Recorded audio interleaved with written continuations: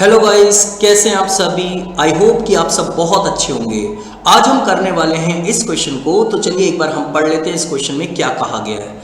Answer the following questions based on the data given below. आपको कुछ information दे रखी है, उससे आपको कुछ चीज़ें फाइंड आउट करनी है। अब वो इन्फॉर्मेशन क्या दे रखी है, किसी एक इकोनॉमी की दे रखी है। आपको ये कहता है कि प्लान इन्वेस्टमेंट आपको दिया गया 100 करोड़। कंजम्पशन फंक्शन देखो, आपको सी दिया हुआ है 50 प्लस 0.5 वाई। वाई मतलब यहां पर क्या है, नेशनल इनकम। तो ये जो आपको सी और वाई से रिलेटेड जो इंफॉर्मेशन दी गई है ना, तो इसी को हम कंजम्पशन फंक्शन कहते हैं। तो जब भी आपको सी और वाई से रिलेटेड इंफॉर्मेशन दे दी जाए तो जनरली क्या होता है, आपका कंजम्पशन फंक्शन होता है। अब आपको फाइंड क्या करना है, determine the equilibrium level of income. एक तो आपको नेशनल इनकम निकालनी है, दूसरा आपको निकालना है बी पार्ट में कैलकुलेट द सेविंग, सेविंग निकालनी है, और साथ ही साथ आपको कंजम्पशन एक्सपेंडिचर भी निकालना है एट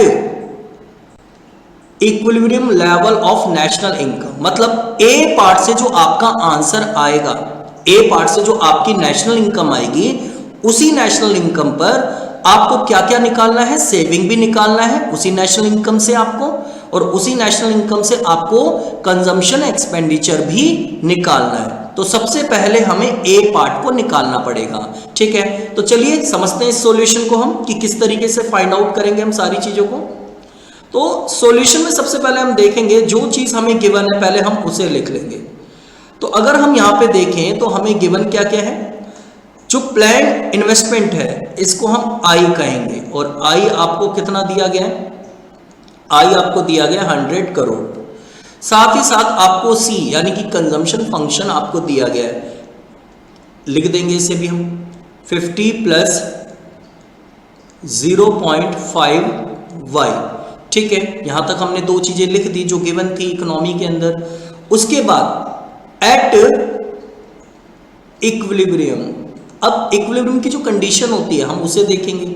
वो क्या होता है बताओ, जब भी कोई इकोनॉमी इक्विलिब्रियम को हासिल करती है तब हम क्या लिखते हैं, y equals to C plus I, ये लिखते हैं y इक्वल्स टू किसके, c प्लस आई के, at equilibrium level of national income.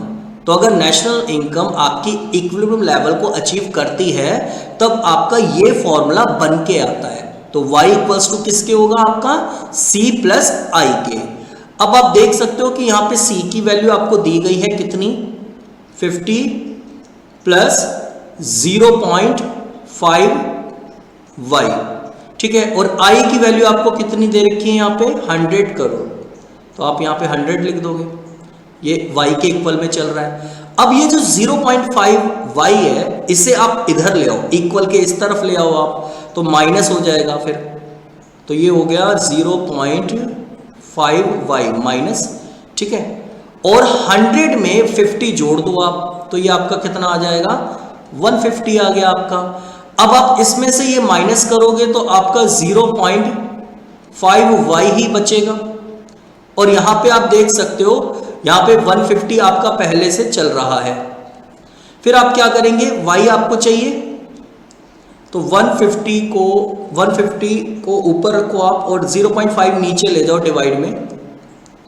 तो आप देखेंगे पॉइंट हटाएंगे यहां से 0 यानी कि 10 बन गया, 5 से फिर ये 10 हम काट देंगे, 2 पे चला गया, 150 की 2 से मल्टीप्लाई कर देंगे तो आपका ये जो नेशनल इनकम आई है ये आ गई आपकी कितनी, 300 करोड़। कितनी आ गई आपकी ये, 300 करोड़।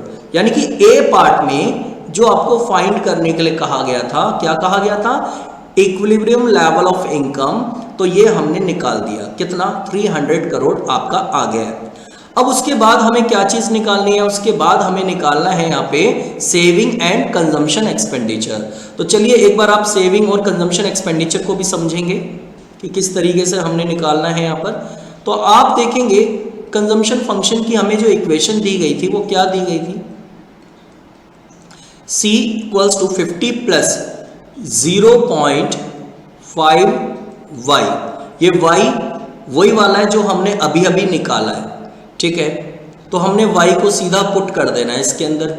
तो 0.5 y की जगह हमने रख दिया कितना 300, जो अभी हमारा निकल के आया यहाँ पर।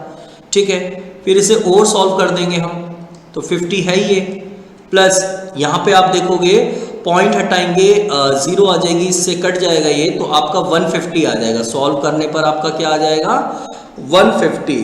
फिर आप देखोगे यहाँ पर 50 और 150 आप जोड़ दो तो आपका आंसर क्या आ गया 200 करोड़। यानी कि आपका कंजम्पशन एक्सपेंडिचर कितना आ चुका है 200 करोड़। ठीक है, अब हमें क्या निकालना है, सेविंग निकालनी है हमें। अब सेविंग के लिए आप जानते हो एक फॉर्मूला होता है y equals to C plus s. इसे हम दो तरीके से निकाल सकते हैं, पहले आप इस तरीके को समझ लो। y इक्वल्स टू क्या होता है, सी प्लस एस होता है, यानी कि इनकम के दो पार्ट होते हैं, या तो कंज्यूम किया जाएगा और अगर जो कंज्यूम नहीं किया जो बच गया वो क्या होगा, सेव हो जाएगा।